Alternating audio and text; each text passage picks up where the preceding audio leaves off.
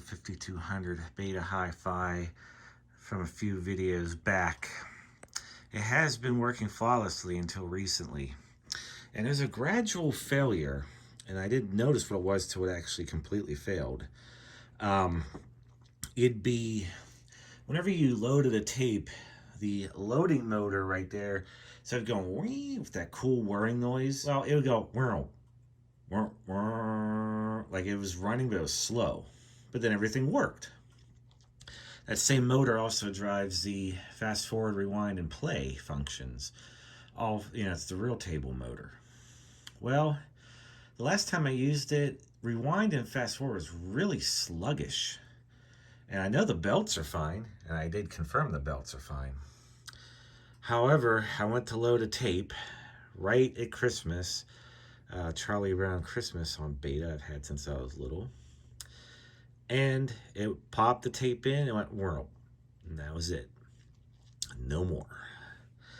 So, for testing purposes, I managed to get a tape fully loaded. But basically, this motor here is out of a real table, out of a parts unit 5800. It's the same motor that I put on this board here. So this time I put one of my test tapes in and fully loaded it, helping it by hand. Now, when you enter fast forward, this is the output transistor right here. When you enter fast forward, it should be 10.2 volts. 2.8 is what I should see when it was loading, I believe. Yeah, it says beta 3 record mode. Doesn't matter, record. But fast forward and rewind, we should see at least 10.2 volts. So if I do this, I'm going to hit fast forward here.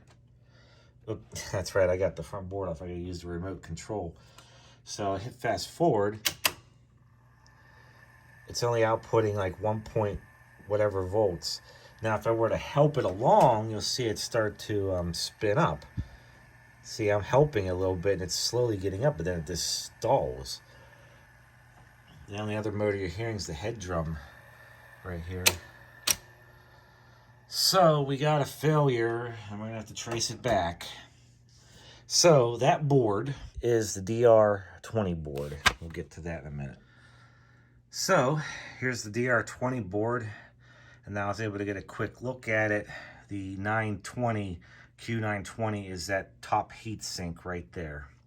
That'd be the first place to check.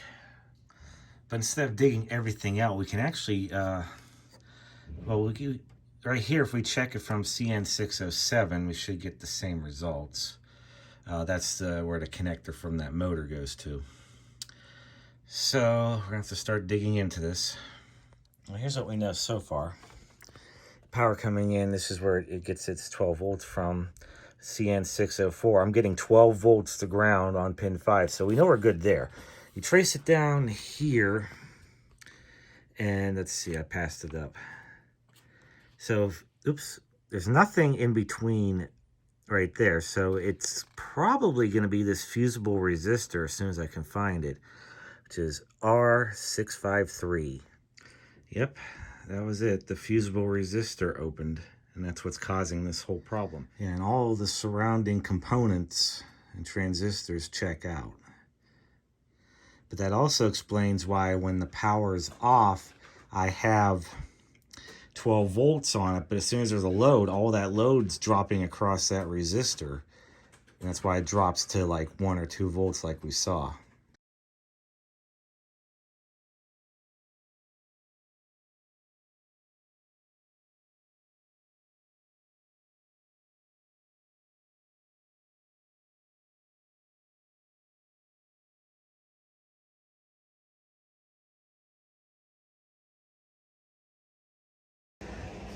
And just to verify out of circuit, there it is. Should be 2.2 ohms. We're getting almost 50. And here is the new resistor. I say this is gonna work. All right, I have the board reinstalled, minus the tuner. And we'll just try it and make sure it works. Fingers crossed. You know what I also noticed? When that motor was sounding like it was struggling, it was emitting some kind of noise causing the VU meter to light. So that motor must have had a problem with it. And it just finally died. And that's it. stop. Go into rewind.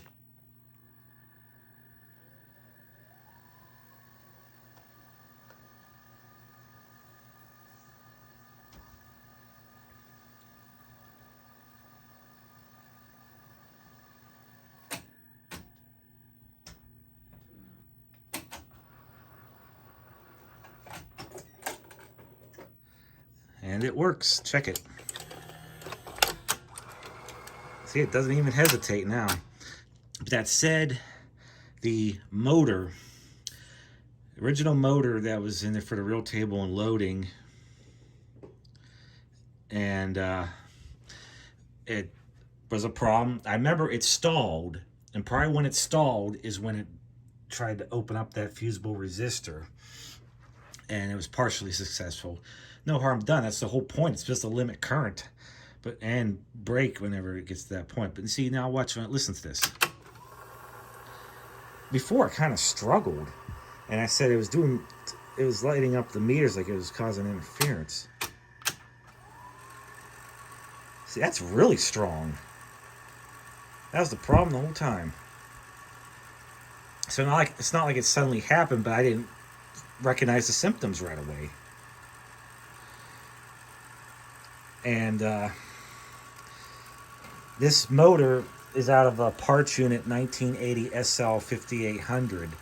I took the real motor out of that and changed the pulley on it and adapted it to go on this. It's actually the same exact motor. So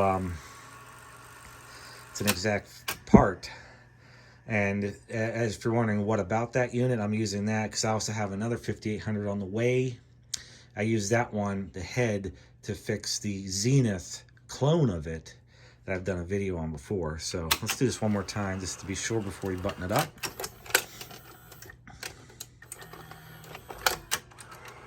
Instantly, that's what it was. I can't believe it. Oh, let me check one more thing. I never put it in the play this whole time. Yeah, that's going right up. It likes that.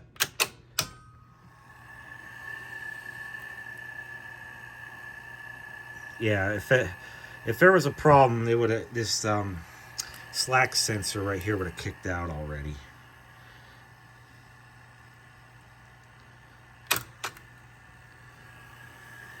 Yeah, even going into beta scan has no issues. Let's try reverse beta scan. Yeah, it's working beautifully now. Excellent. Let's button it up. Yeah, just for fun, let's do it one more time. Perfect.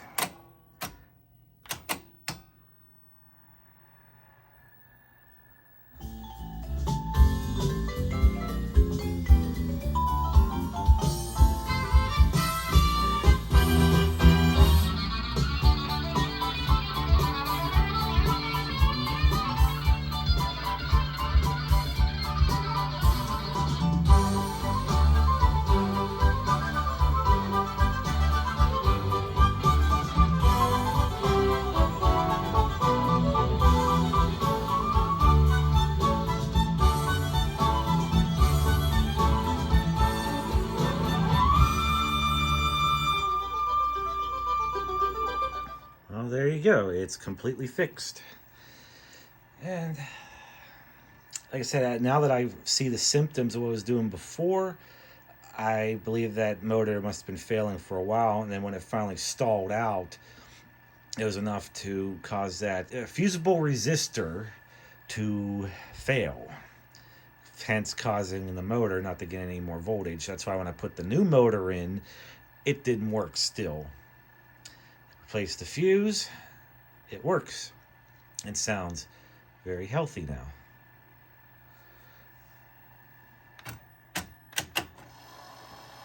Yeah, it gets right up to speed.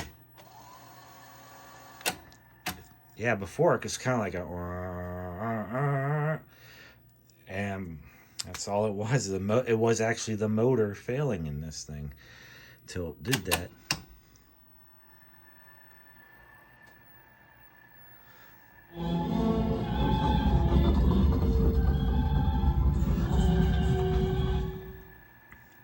Nice. So thanks for watching, and hit like like, and subscribe. Beta rules.